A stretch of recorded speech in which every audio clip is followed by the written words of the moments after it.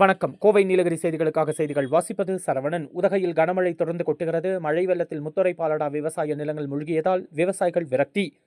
நீலகிரி மாவட்டம் முழுவதும் கடந்த சில நாட்களாக இடைவிடாத கனமழை இடித்துக் கொண்டிருக்கிறது.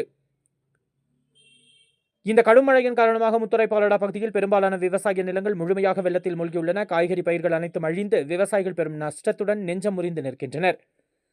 நீலகிரி மாவட்டத்தில் மே மாதத்தில் சாதாரணமாக 50 முதல் 70 மில்லிமீட்டர் மழை பெய்யும். ஆனால் கடந்த 5 நாட்களில் மட்டும் உதகை மற்றும் அதனை சுற்றியுள்ள பகுதிகளில் 110 மில்லிமீட்டருக்கு மேல் கனமழை பதிவாகியுள்ளது.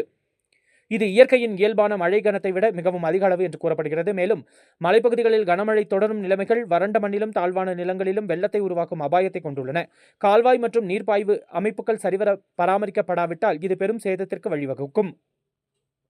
விவசாய நிலங்கள் நீரில் மூழ்கியது ஏக்கத்துடன் நின்று பார்த்த விவசாயிகள், மழை வருகிறது என்று பயந்தோம், இப்போது அதிகமாக வந்துடுத்து, நம்ம பயிர் இருக்கான்னு போய் பார்க்கவே முடியல என்று கூச்சலிடுகிறார் ஒரு முதிய விவசாயி.